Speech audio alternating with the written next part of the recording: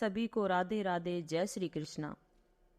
मर्यादा पुरुषोत्तम राम भगवान विष्णु के त्रेता युग के अवतार को आदर्श आचरण और आदर्श चरित्र के रूप में पूजा जाता है और भगवान राम की पत्नी माँ सीता को शुद्धता और सदाचार के आदर्श के रूप में पूजा जाता है। सर्वशक्तिमान द्वारा निर्धारित परिस्थितियों ने माँ सीता को धरती माता की गोद में लौटने के लिए मजबूर किया जब लोगों ने उनकी पवित्रता पर सवाल उठाया था। सीतामढ़ी वह स्थान है जहां वह धरती में समाई थी। राम सीता का विवाह और उसके परिणाम स्वरूप अलगाव ये सब पूर्व निर्धारित थे। जब नारद मुनि को विश्व मोहिनी के संयवर में अपमानित होना पड़ा तो उन्होंने भगवान विष्णु को श्राप दिया था कि उन्हें भी त्रेता युग में अपने प्रियतम से अलग होने की पीड़ा का अनुभव करना होगा। इस प्रकार भगवान राम सीता की संगति का आनंद नहीं ले सके। इस जोड़े को 14 वर्ष वनवास में बिताने पड़े और तभी लंका के राजा रावण ने माँ सीता का अपहरण कर लिया।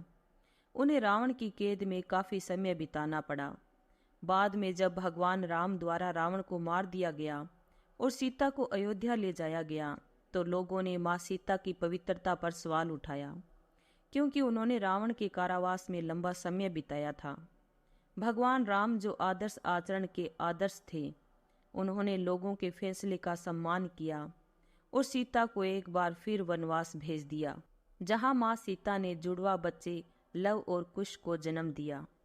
इस बीच अयोध्या में भगवान राम ने अश्वमेध यज्ञ का आयोजन किया था और यज्ञ के दौरान छोड़े गए घोड़ों को उनके पुत्र लव और कुश ने पकड़ रखा था, जिन्हें ऋषि वाल्मीकि द्वारा महान योद्धाओं के रूप में शिक्षित किया गया था। जब भगवान राम का सामना अपने ही जुड़वा पुत्रों से हुआ जिन्होंने उन्हें द्वंद्व के लिए चुनौती दी थी, तो ऋषि वाल्मीकि ने बीच में आकर के भगवान राम को बताया कि लव और कुश उनके ही पुत्र हैं और सीता माँ उनके ही आश्रम में रह रही है। उन्होंने भगवान राम से माँ सीता को वापस अयोध्या ले जाने और अपनी पत्नी के पास बैठकर अश्वमेध यज्ञ करने को कहा। भगवान राम ने वाल्मीकि से कहा कि वह माँ सीता को तभी वापस लेंगे जब वह अयोध्या के लोगों के सामने अपनी पवित्रता फिर से स्थापित करेंगे। सीता अब अपमान सहन नहीं कर सकी और उन्होंने धरती माता से उन्हें आश्रय देने की प्रार्थना की। धरती माता फूट पड़ी और सीता उनमें समा गई। इस अप्रत्याशित घटनाक्रम को देखकर भगवान राम स्तब्ध रह गए और सीता को पृथ्वी में प्रवेश करने से रोकने की कोशिश की, लेकिन केवल उनके बाल ही पकड़ सके। सीता के दूसरे वनवास की यह कहानी वाल्मीकि ने अपनी रामायण में और उसके बाद कालिदास ने रघुवंशम में और इसके अलावा राधे श्याम ने भी अपनी रामायण में भावनात्मक रूप से वर्णित की है। सीतामढ़ी। सीतामढ़ी के नाम से 2 स्थान जाने जाते हैं।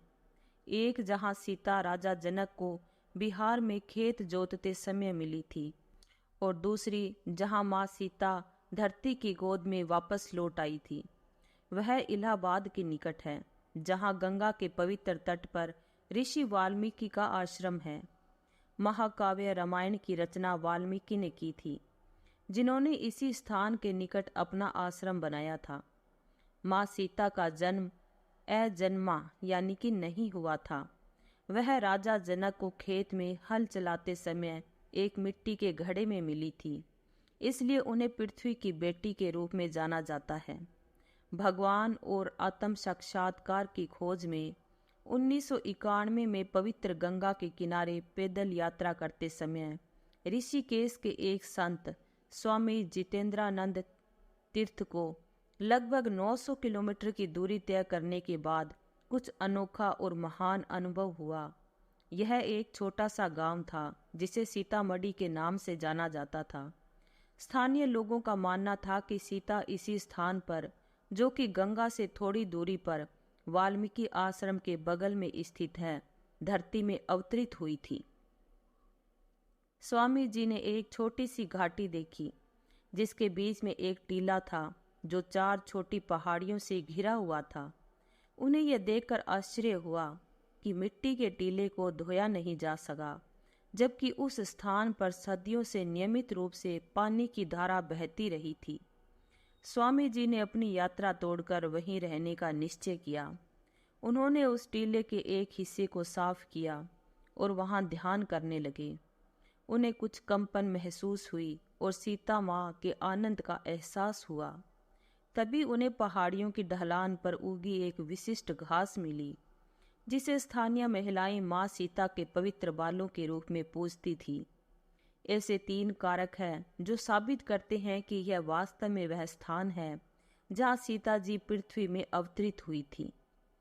नंबर 1, सीता को उनके निर्वासन के दौरान वाल्मीकि आश्रम के पास छोड़ दिया गया था और आश्रम सीतामढ़ी में स्थित है। नंबर 2, यह महाकाव्य रामायण में वर्णित पवित्र गंगा के तट पर स्थित था और अयोध्या से 1 दिन में रथ पर पहुंचा जा सकता था। वाल्मीकि ने अपने आश्रम की भौगोलिक स्थिति तमसा और गंगा के संगम के निकट बताई है। नंबर 3, रामचरितमानस के रचयिता गोस्वामी तुलसीदास काशी से प्रयाग की यात्रा के दौरान इस स्थान पर आए थे और 3 दिनों तक रुके थे। उन्होंने सीतामढ़ी की स्थिति बारीपुर और दिगपुर के बीच बताई। 2 गांव अभी भी मौजूद हैं और स्थान की गवाही देते हैं। उन्होंने अपनी कवितावली उत्तरकांड दोहे 138 में स्थान की व्याख्या की है। तो दोस्तों, भगवान राम और माँ सीता से जुड़ी हुई ये थी एक छोटी सी जानकारी। वीडियो में दी गई जानकारी अच्छी लगी हो तो वीडियो को लाइक और चैनल को सब्सक्राइब करना ना भूलें। धन्यवाद।